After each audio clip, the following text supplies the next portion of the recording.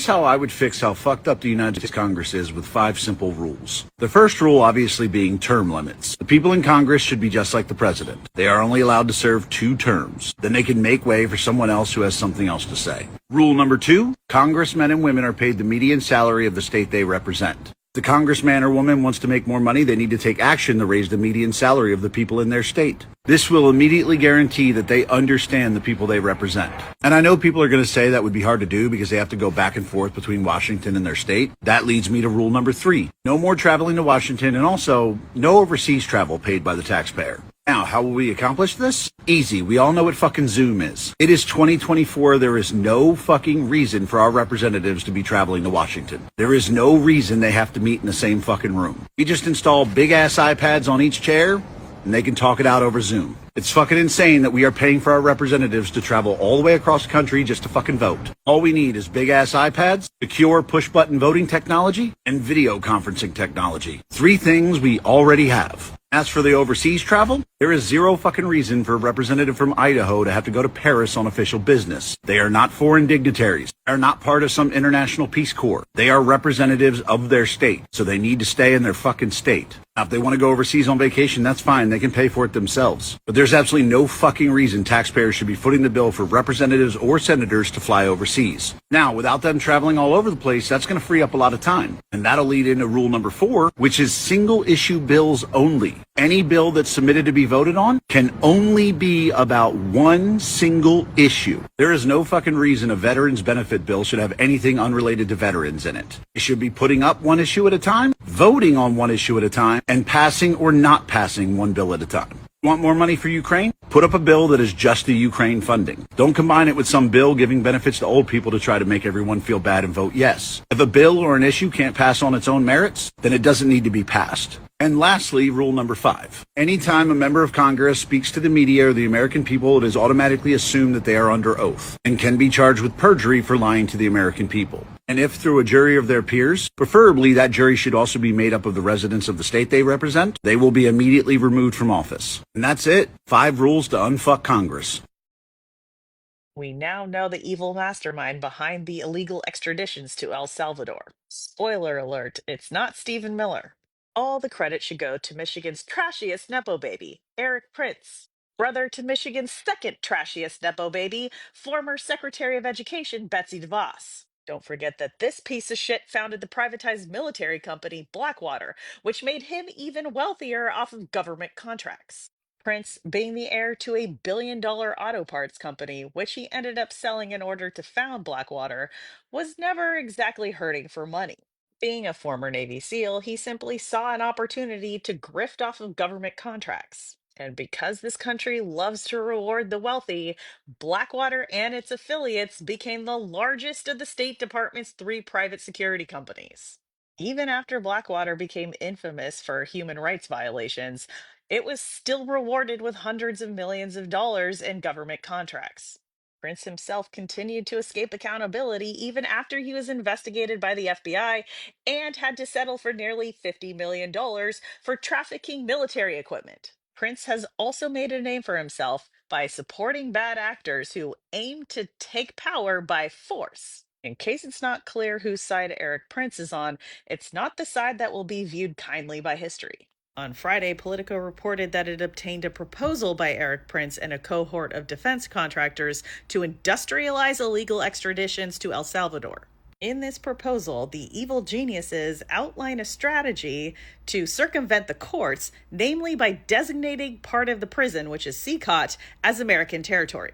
Now, it's expected that that proposal will be discussed at the White House meeting between the current administration and El Salvador's self-professed dictator Nayib Bukele this week. If that business deal is made, Eric Prince would get the contract. And that explains why Eric Prince registered a new company called 2USV in Wyoming on Wednesday. Now, Prince has been working behind the scenes on this plan for months.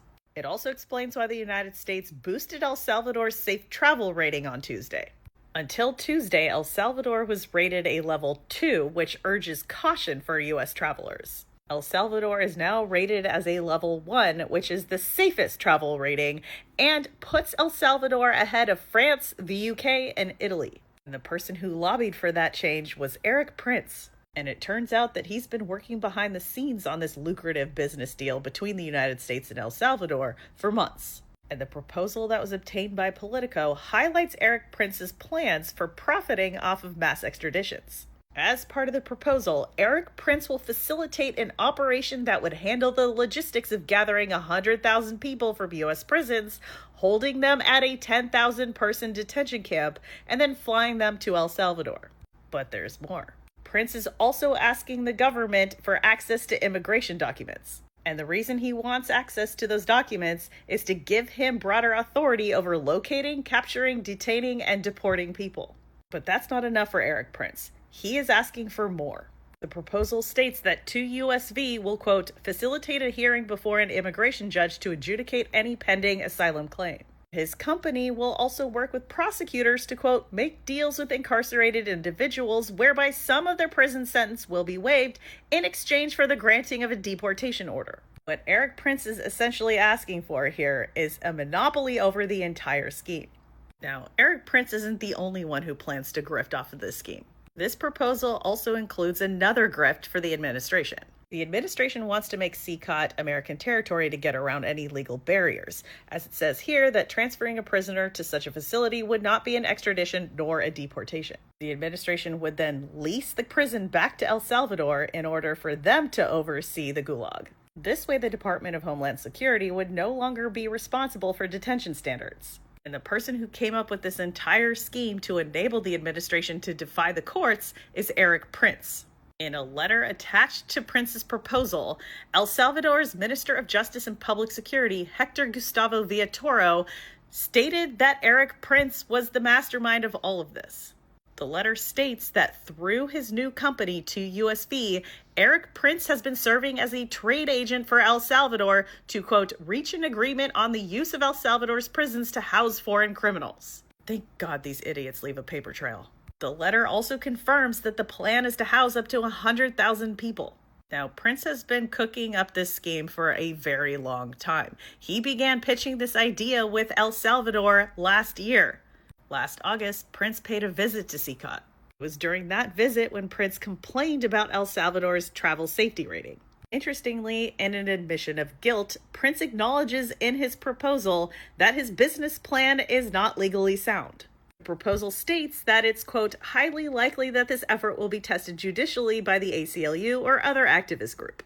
Now, Prince's business scheme isn't just to extradite immigrants, it's also to extradite U.S. citizens. That's why the administration has been laying the groundwork the last couple weeks. Prince's real proposal is to arrest and remove 12 million people at a cost of $12 billion. What's been happening so far is that the administration is beta testing Prince's proposal at a smaller scale. Currently, the administration has a one-year deal with El Salvador in which they paid El Salvador $6 million to arrest and extradite over 200 alleged gang members. The next phase of this scheme involves Stephen Miller's plan to denaturalize American citizens and extradite them to El Salvador. It's important to note that the legal bar is set very high for denaturalization. A person would have to commit high crimes and misdemeanors against the United States. That includes committing the big T's, enlisting in a foreign military engaged in opposition to the U.S., or lying in applications for citizenship or as part of the naturalization process. Since day one of this administration, they have been inventing a legal framework in order to circumvent court precedent. Stephen Miller has been leading this effort. In fact, he still aggrieved that during the first administration, they did not get to do any mass denaturalization initiatives. So Miller has been lobbying to, quote, possibly denaturalizing and deporting activists and other individuals whom they label as having committed so-called fraud on their applications for citizenship by subsequently supporting what the administration decides are pro-terrorist causes or groups. In other words, the administration is looking to quash dissent by classifying protests as advocating for terrorism. It's some dictator shit. The administration is also looking for potential legal justifications and technicalities they can exploit for denaturalizing citizens, which they're already using against Venezuelan nationals. And they're using tattoos as their justification. And the administration is downplaying their heinous plan by telling the press, quote, "It's not like we would send everybody there, but depending on the case, it can be an option. This is a standard process of exploring legal options, as all administrations do one way or another." As Kika Matos, the president of the National Immigration Law Center, said, quote, "What's to stop the administration from using the same pretext they used to send people to El Salvador and claiming that these U.S. citizens are the worst offenders?" She continued, quote, "They could start engaging in the same kind of pretextual deportation of people for whom the offenses at the end of the day might have something to do with what you say, how you live your life, what tattoos you have on your body." She added, quote, "This is all about this administration testing the bounds of the law and trying to consolidate their power by advancing unconstitutional laws and policies, starting with immigrants. And the people who are whispering in the current occupant of the White House's ear want him to use the hammer of state and executive power to do something big and truly unprecedented. One of those people is Eric Prince. Another is Mike Davis, a FedSoc member and founder of the Article 3 Project. This fucking guy spends a lot of time with Steve Bannon and Charlie Kirk. When asked about the legal precedent for this initiative, Mike Davis said to hell with it. One tool that the administration already has at its disposal is the denaturalization section under the Civil Division of the Department of Justice, which was created during his first term. And I really hate to say that the Biden administration did not undo it. Doing nothing to end this section has made it a lot easier for the current administration to defy court orders. And it's also made it a hell of a lot easier for the very worst people to bend the law to their will in order to exploit vulnerable people for profit. It's bullshit like this that happens when you enable wealthy criminals.